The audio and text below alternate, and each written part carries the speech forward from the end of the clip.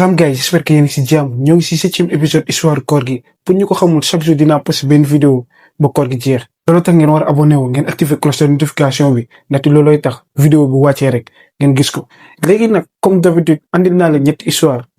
abonné yu graw. première histoire bi du histoire jinne mais di ngeen gis ni histoire boobu noonu dafa tiitlu trop. deuxième bi xaw na tiitlu tamit wante troisième histoire bi foog naa ni moo gën a tiitlu ci vidéo bi looloo tax seetaan ba mu jeex. ma wax leen benn affaire aimé leen ma teg si bu fekkee da ngeen tiit wala seetaan vidéo bi.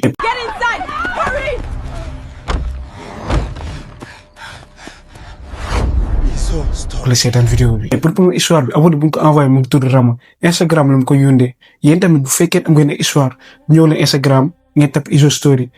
boo leen tapee rek ngeen envoyé ma seen message suñ ko liiree dinaa ko posté YouTube incha allah. bref Rama nag nee na moom jaaykat la wante dafa ut benn appartement ndaxte business bi dafa tox trop. nag nee na kon que liggéey bi la gën a farlu amul temps pour toppatoo kër gi looloo tax mu ut mooy benn mbindaan wante nee na toog na ay weer di seet ko la xamante ni da ko convenir ndaxte à chaque fois nee na moom bu woowee kenn du yàgg rek mu daax ko ndaxte moom nee na moom xam na ni dafa sikk dafa bëri exigence. moom xam naa ni genre patron yoo la xamante ni dañoo bëri ndigal et saa yi nii xale yi nangatuñ loolu koo leen engagé di ko jéem a teg yenn affaires yi. day bàyyi bref comme ni ma leen ko waxee Rama nee na toog na ay weer di seet wante ba léegi gisugul ko doy à chaque fois day dàkk ba benn moment mu contacté benn agence boobu noonu nag day yëngatu si wàllum nettoyage et tout ça te xaritam yi ñoo ko conseillé nee nañ ko ni foofu noonu am na ay liggéeykat Rama mun na leen contacté si saa si ñu andil ko benn nit ku ñu woowee Seynabou. moom nag nee na bu mu gisee Seynabou pour la première fois dafa xawoon amee doute ndaxte dafa ne kii moom xam naa dinaa ko dàkk comme ñeneen ñi ñëpp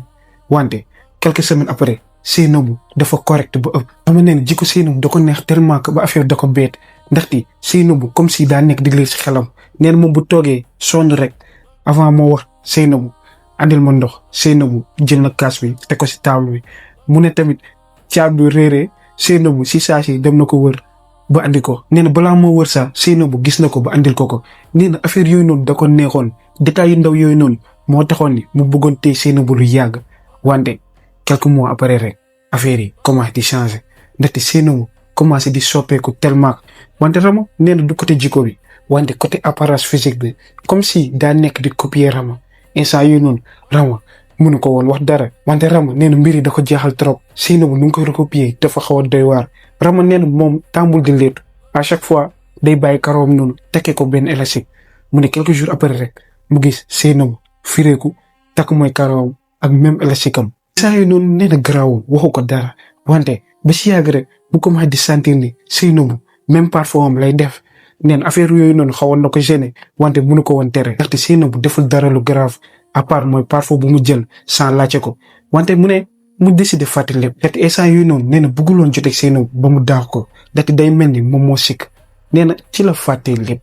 wante quelques jours après rek Rama nee na affaire yi commencé di gën a doy waar ndaxte nee na benn jour. fekkente ni dafa génnoon wante bu mu ñëwaatee ba dugg si néegam yooyu noonu ci la remarqué benn affaire bu bizarre photo mariage am ñu teg woon si étagère bi dañu xaw a déplacé wu ndaxte neen à chaque fois même endroit la koy teg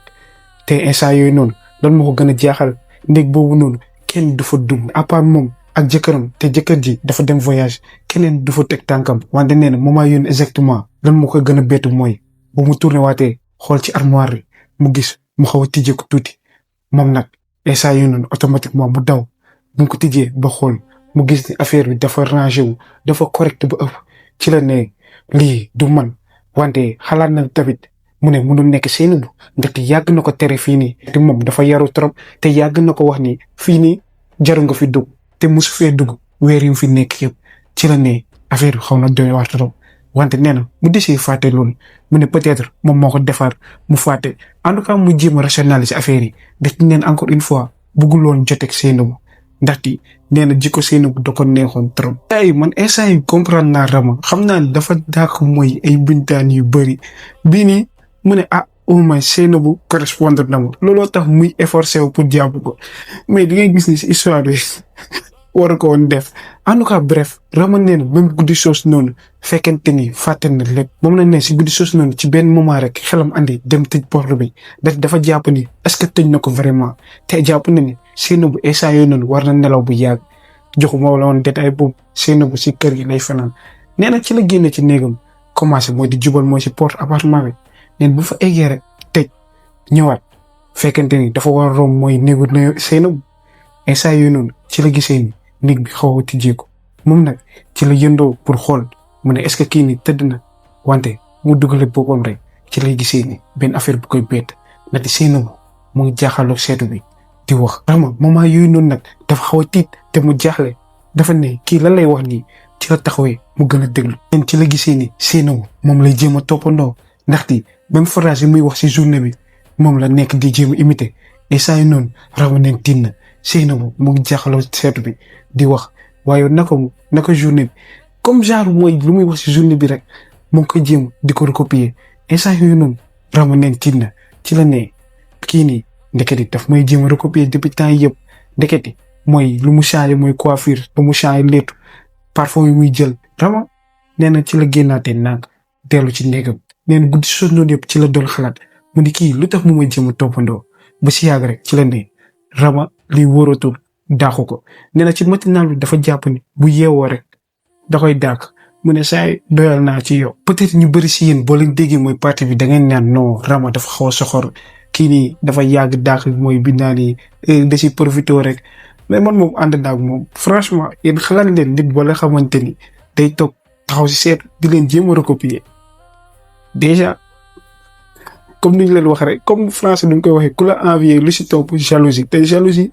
moo gën a bon. bref Rama nag neen làndam bu mu yeewoo ci saa si dàqul Seynabou neen dafa bëggoon xaar ba ay côté 2 heures looloo tax mu bàyyi ko mu defal ndékki ba sóor añ instant yooyu noonu rek ci la bëggoon ñëw si moom dajale xaalis bu mu ko desal yëpp jox ko pour mooy semaine bi après mu dem yoonam. benn moment rek fekkante ni ay côté 15 heures moo jot moment yónni exactement ci la remarqué benn affaire bu doy waar téléphone am nekkatu fa te en plus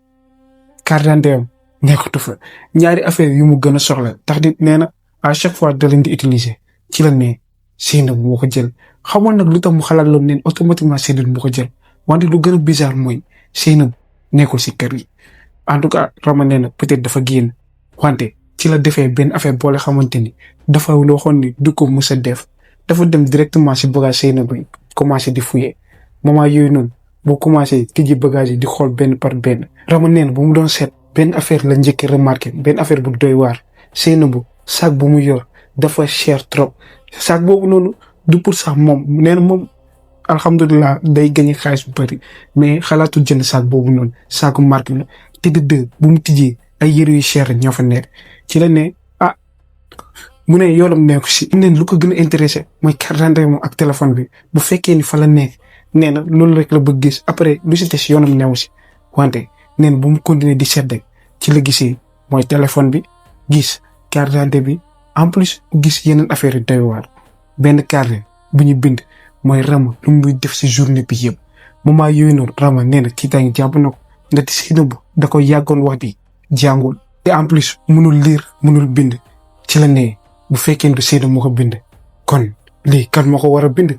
instant yooyu noonu ci la nee ndeketi kii nii daf ma doon nax temps yi yëpp peut-être am na lu nekk mooy si bopp bi. dama nag nee na jéemul comprendre lu bëri si saa si ci la delloo valise yi jël mooy alalam yëpp génn daw bàyyi fa kër gi ndaxte nee na moment yooyu noonu xamul mooy Seynabou ban genre nit la ak lu mu capable instant yooyu noonu ci la demee mooy kër yaayam nee na si saa si mu woo benn xaritam xarit boobu noonu fekkente ni mooy si gendarmerie lay liggéey ñoom ñu ñëw fa moom nee na fekkee woon wante d'après gendarmerie bu ñu fa ñëwee ñu ne gisuñu fa dara wante gendarmerie bu ñu ñëwee Seynabou nekkatu fa gars yi toog nañ fa ba ay xaaju guddi ñëwatul ci la xarit bi woowaatee mu ne daa mel ni kii daw na de Rama instant yu noonu tidd ndaxte Seynabou lan la mën a yëgee ni moom wax na gendarmerie te en plus nee na benn détail moo ko gën a jeexal journée boobu noonu mooy gendarmerie bu ñu ñëwee fekk ñu fa mooy bagage Seynabou yi loolu mooy firnde ne ñëw na ko ba jël lépp dem yoonam Rama ci la jàppee ni moment yooyu noonu Seynabou ci biir kër gi la nekkoon mun na nekk sax ci biir néeg bi la nekkoon mu ngi ko doon xool ba mu kii. Rama nag nee na ba léegi nii buy xalaataan mooy détail boobu noonu tiitaange da ko jàpp ndaxte Seynabou bu fekkoon jour boobu noonu da ko bëggoon rey wala mu bëggoon ko def benn affaire rek dina ko def ndaxte mënoon na ko bett. la gars yi histoire bi ni la jeexee Rama nag neen après loolu sax porté na plainte wante mujjul fenn gars yi dem nañ mooy si agence bu ko andil Seynabou agence bi neen nee nañ mooy carte bu mu joxe baaxul en tout cas Seynabou kenn xamul ban genre nit la même man heure yi question boobu noonu laa nekk di xalaat Seynabou lan moo nekkoon intention de un de deux moom genre na ko nan la yëgee Rama mën na gendarmerie bu fekkee tamit comme Rama nu mu ko waxee ci biir néeg bi la newoon en tout cas question yu bëri na man j'espère que yéen au moins am ngeen réponse ndax man aw ma si réponse ku dund histoire bi moom nag moo gën a woyee amu si benn réponse wala bu loolu xalaat ci commentaire yi ñu dem si deuxième histoire bi. gars yi pour deuxième histoire bi amoon bu ñu ko envoyé mu ngi tudd Abda nag histoire jinne la histoire jinne la ñuy raconté déjà xam naa loolu da ngeen ko bëgg. Abda nag muy raconté que ni dafa am liggéey bu bees fële ca plateau ci benn agence de trafic instant yooyu noonu nee na moom kontaan noonu na wante premier jour am bu mu fa eggee nee na patron bi ci la ko ne lépp loo mu ci gis bul tiit Abda affaire boobu noonu jaaxal ko mu ne kii lan lay jéem a wax ni wante à chaque fois mooy ku mu dajal collègue bi yu bees yi day ne fii nii yenn saa am na affaire yu bizarre mais xamal ni amul benn affaire bu grave déjà wax yooyu noonu fekkoon man bàyyi naa mais bref Abda nag nee na ci la ne ñii dañ koy jéem a tiital rek xam na ni collègue yi dañoo ne kii ku bees rek ñu koy jéem a xabal et tout ça dañ ko doon jéem a bijouté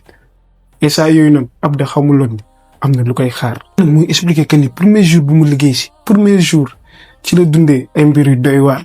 de un neen bu mu egsee mooy bâtiment bu fu muy liggéeyee 10 bureau la am te 9 yi rek lañu occupé moom ci ginnaaw la nekk presque mooy si côté 10e bi mu ne foofu noonu mooy 10e bureau bi gars yi dañ ko tëj moom nag comprendre laaj na gars yi lu tax mooy bureau bi mooy gars yi tëj ko gars yi ne ko non archives yi ñoo fa nekk maanaam ay kayit lañ fa sànni tout ça après pour paperasse bi la et ça yooyu noonu mu ne du dara mu ne bu fa toogee presque moom bureau côté bi la nekkee côté bii rek mu am ay nit wante beneen côté bi xam na ni am na lu fa nekk. da ko sentir rek wante xam na ni à 100% am na lu fa nekk nee na mooy premier jour comme ni ma leen ko waxee bu mu liggéeyee ba ay côté 14 heures amul benn affaire bu bizarre wante ay côté 5 heures fekkente ni mooy ambiance bi mooy gën a dal ndaxte ñëpp a ngi commencé sonde ci la commencé dégg am na mooy benn machine buy tapé comme genre clavier affaire naan tak tak tak et ça yooyu noonu Abda commencé na tiit ci la ne mais fii nii kon am na ku fa nekk rek ci la jógee mu génn dem xool wante bu mu fa yëndoo dafa lëndëm Abda ci la tourné waatee xool benn collègue bi ci la signé rek continuer lu muy liggéey Abda nag nee na moment yooyu noonu ci la ne mais kii la lay jéem a def nii wante moom neen ci la demee toog wante bu mu toogee rek à chaque fois mu ngi déggaat mooy même biir yooyu noonu biir clavier bi tak tak tak moom neen affaire bi da ko gêné ba mënuloon liggéey normalement te moom dafa bëggoon wane benn exemple parfait parce que premier jour am ñi ñëw xam nañ boo ñëwee njëkkee ñëw si benn bërëb forcément da ngay jéem a présentable wante nee na jour boobu noonu xamul sax lu muy liggéey ndaxte après loolu mooy bu mu commencé dégg mooy biir machine yi rek ci la commencé dégg beneen biir comme si am na benn chaise bu ñuy diri Abda nen moment yooyu noonu tiitaange jàpp na ko wante jàpp nañ est-ce que du mooy collègue am ñoo koy jéem tiital loolu daf mu continuer di xaw a réewaale wante lu muy ree yëpp dafa tiit ndaxte moom nee na à part histoire bii nii yàgg na dund ay histoire yoo la xamante ni comme genre affaire ci ne la loolu dinaa leen ko raconter beneen yoon en tout cas nee na fu mu toog noonu mu ngi xaw a ree mais dafa tiit tamit moom mu ngi espérer si xelam mu ne yàlla doon collègue am yi sinon bu nekkul loolu mënul continuer normalement wante bu dem ba benn moment rek mooy biru chaise yi commencé di changer comme si am na benn affaire buy sànni ci diggante mur bu ko séparé ak benn bureau bi et ça yooyu Abda neen tiit na mu jugaat génn wante comme si kenn dégg ko te moom xam na ni collègue am bu nekk mooy si wetam dégg na ko ndaxte kooku noonu tamit concentré wu à 100% wante xoolu ko sax nee na ci la dugaatee toog moment yooyu noonu rek ci la déggaatee yeneen bruit yu bizarre ay affaire yu ñuy sànni ay affaire yu ñuy xoos rek ba beneen moment ci la commencé sentir benn odeur bu doy waar comme si am na kuy xel café Touba den odeur boobu noonu moo ko dal exactement moment yooyu noonu Abda nen bu nu ko woon supporté ci la génnee taw dem si biti ñëpp a ngi koy xool. bu mu génnee si biti mu toog fa lu yàgg mu nooy ba si yàgg ci la ne ci xelam Abda lii mooy sa première journée liggéey ngir yàlla présentable nen noonu la dugaatee ci biir def comme si dara xewul wante neen bu mu doon rombaatee collègue am yi ñoom ñëpp ñoo ngi koy xool am na ñoo la xamuñ sax ñoo ngi siiñ comme si xam nañ lu xew wante Abdou neen mu delluwaat mooy si bureau toog continuer di liggéey ba benn moment fekkante ni mooy 18h jot na collègue am yu bëri wàcc nañ moom nag fekkante ni amoon na retard bu bëri loolu tax mu desa kon ne liggéey bi timis bu mu passé instant yoon exactement fekkante ni moom kese moo fa ne ba benn moment rek mu ne mu tourné ci la gisee mooy machine imprimante bi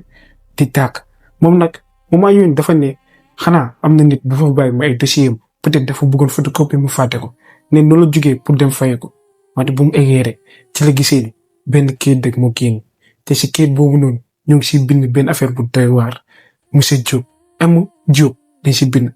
Abdou bu mu xoolee M Diop boobu noonu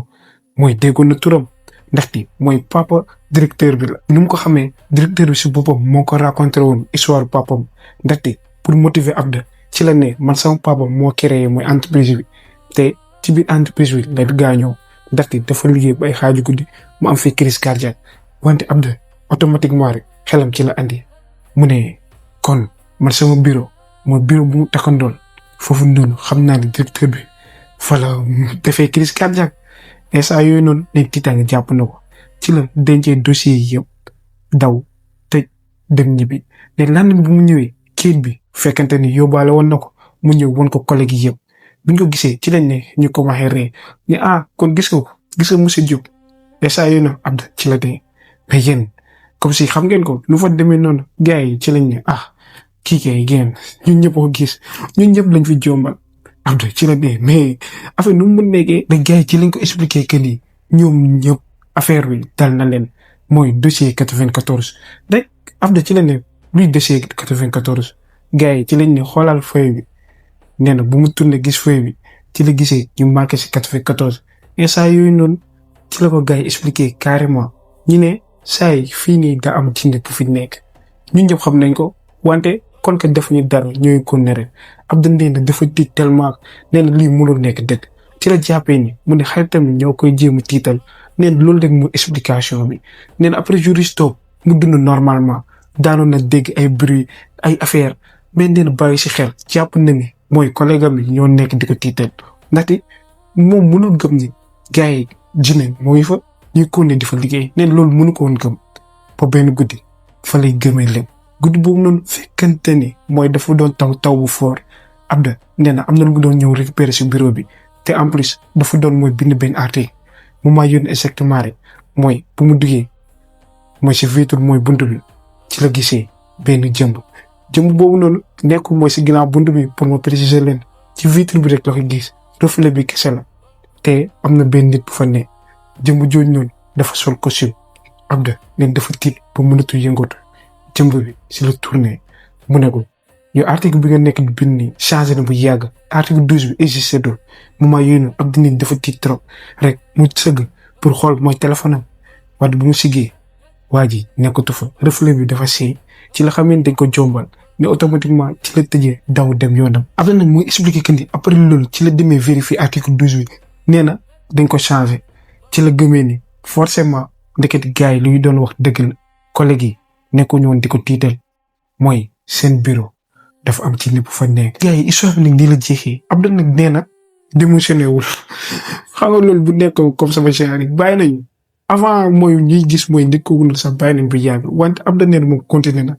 mu continué liggéey ndaxte nee na salaire bi dafa baax trop te balaa mu amoon liggéey boobu noonu dafa sonnoon nee na mu continué di dund affaire yi doy waar wante ñoom ñëpp xam nañ ne am na lu fa nekk kon que affaire bi defu leen dara nee na moom mu toog continuer liggéeyam. nee na gars yi am na question boobu leen bëggoon laaj yéen gëm ngeen di histoire bi vraiment affaire jinne la est-ce que loolu gëm ngeen ko parce que man dama jàpp ni peut-être ma waa bureau bi ñoo doon tiital Abdou te ba heure yi dañoo nekk di ko tiital man loolu laa jàpp man sax wax naa ko mais yéen wax la ma loolu ci xalaat ndaxte man mooy lu tax ma gën a wax loolu mooy côté bureau bi premier jour mu egg ñëpp wax ko déjà man loolu laa jàpp dafa jàpp ni du histoire ci mais Abdou tam lu wax mooy si fin bi xaw na ma tiital dafa bu ne gis na mooy si reflet benn nit boobu noonu ak mooy si explication bu logique mooy reflet bu mu gis et tout ça en tout cas yéen wax la ma loolu xaar ci commentaire yi ñu dem si troisième ak dernière histoire bi. dina gars yi ñu ngi si troisième ak dernière histoire bi comme moo leen ko waxee woon mooy si début vidéo bi histoire bi moo gën a tiitlu te en plus te moo histoire bi amoon buñ ko raconté jigéen la te bëggul mu ñu wax turam léegi yéen xam ngeen ban tur lay joxe Fatou lañ koy woowee. bref Fatou nag benn étudiante la moom nag nee na jour boobu noonu jàngul am na lu mu doon jëli si ay xaritam nee na jour boobu noonu bu mu doon ñibbi si fekkante ne xaaju guddi la presque ay côté 20h 21h nee na moment yooyu noonu normalement warul am benn problème mais comme ni ngeen ko xamee ci histoire bi lañ nekk forcément am na problème. Fatou nag ne ci la demee ci arrêt bus bi mu toog fa lu yàgg gisul kenn ci la ne xaaral ma dem jéem a jël calando fekkente ni moment yooyu noonu 22h 23h jot na mu dem tamit même problème. calando yi ñëw demuñu normalement nee na taxaw na ci lu arrêt bi lu yàgg et saa yooyu noonu ci la ne xaaral ma jël taxi kon ci la jëlee taxi ndaxte mu ngi préciser que ni fu mu dëkk dafa xaw a sori ne bu mu yéegee si taxi bi borom taxi bi jaay ko reewaande ay waxam la nag du samay wax nee na borom taxi bi jaay ko reewaande ndaxte neen dañoo waxante woon benn prix ñu dem ba benn moment taxi bi nee na yow ko ñi ngay jaar nii dafa xaw a sori saa yi yokkal Fatou nee na xalaatu ko taxi bi ci la ko ne kon dama la yóbbu ba bërëb nangam après ma wàccee la Fatou ci la ne defal loolu wante lekk nga riima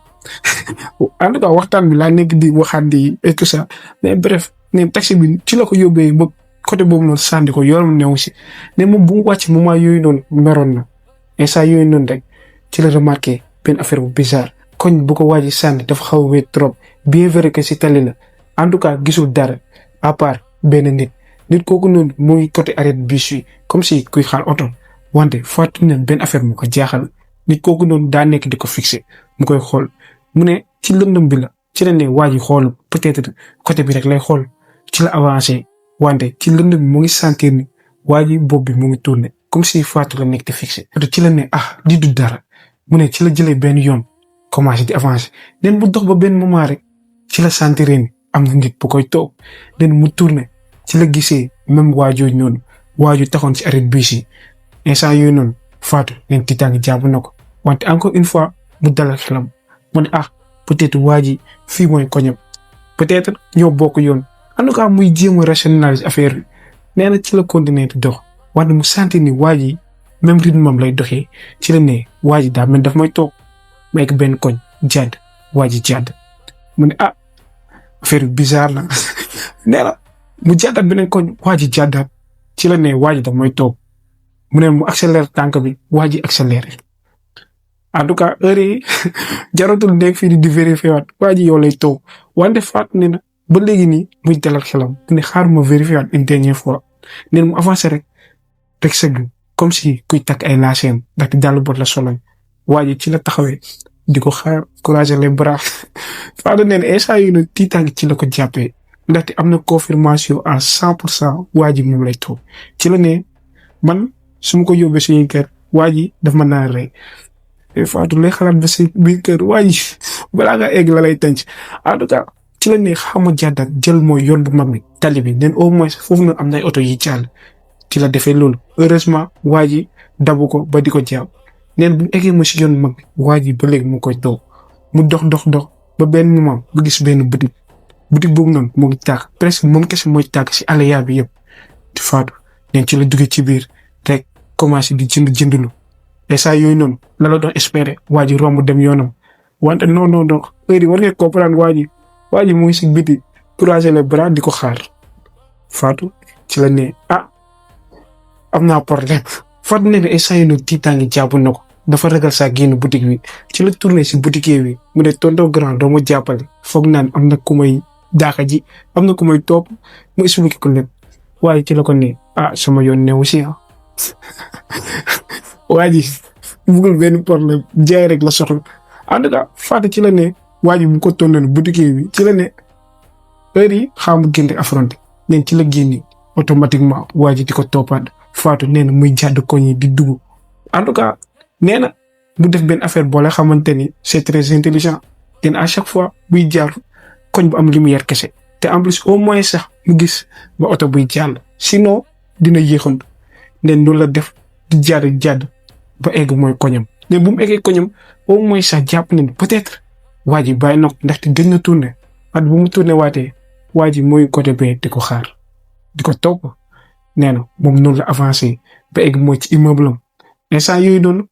nee na au moins waa ji fii nii war na arrêté ndaxte moo koy gis heure yi egg na si gàllam waa ji war na tiit mais non Fatou nee na dafa jàpp ni waa ji dina arrêté dina taxaw wala mu dem yoonam wante waa ji dafa taxaw rek fixé ko Fatou neen automatiquement ci la duggee mooy si bâtiment bi mu tëj porte yi yëpp ba egg mooy seen biir appartement ne bu mu fa eggee fekkente ni famille am ñëpp a tëdd ndaxte nee na presque ay minuit passé na dafa tardé woon trop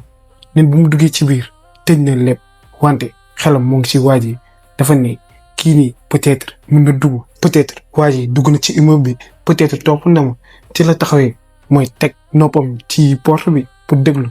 neen bu mu defee loolu ci la déggee ay dàll yuy dox ay tànk yuy dox moment yooyu noonu ci la comprendre que di waa ji la wante waa ji comme si daa romb ci la jàppee ni peut-être waa ji xamul mooy fu mu dëkk looloo tax mu romb wante Fatou neen bu mu avancé quelques mètres rek ci la sentir ni ci ginnaaw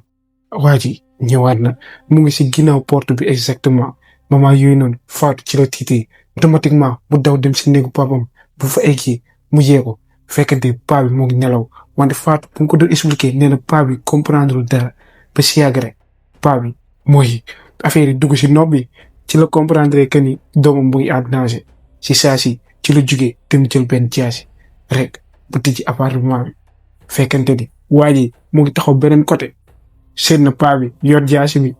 waa ji noonu la dawee en tout cas waa ji am na fi topp xale yu jigéen wante bu gisee góor day daw en tout cas waa ji comprendre na ci saa si ci la dawee Fatou nag nee na papa ji topp na ko genre jéemoon na ko jàpp wante waa ji dafa gaaw trop ci la rëcc et saa yoonu papa ji bu mu ñëwaatee ci la ne expliqué ma lépp Fatou expliqué ko lépp A ba Z papa ji ci la ne saa yow t'inquiète waa ji du fi mës a ñëwaat te en plus fu mu la seen dina daw bii ba bref gars yi histoire bi nii la jeexee te Pape Fatou lu mu ko waxee noonu la demee ndaxte waa ji Fatou neen tegaatu ko bët te de un saa nee na bu gisoon waa ji si bësëg du ko xàmmee ndaxte waa ji bu ko doon topp yëpp si lëndëm bi la nekkoon léegi nag histoire bi la jeexee comme ni ma leen ko histoire moo gën a tillu si vidéo pour man ndaxte affaire bi mën na dal ku nekk pour yéen jigéen nag conseil bu mu leen di jox boo leen amee genre situation yi bu leen ñibbi seen kër conseil la parce que boo leen ñibbee seen kër déjà waaye day xam foo leen dëkk au moins jëm leen jubal mooy si ay commissariat mooy station de service en tout cas benn lieu public ngeen boole waa ji gars yi bu ko jàppee di nga ko dóor yi met bref j'espère que vidéo bi neexoon na leen commenter leen daw vu que waaye daa daw commenter leen daw pour ma xam au moins seetaan ngeen vidéo bu mu jeex ma wax leen ba suba pour prochain épisode bu la fàtte aimé nag ngeen abonné wu da jàmm yàgg si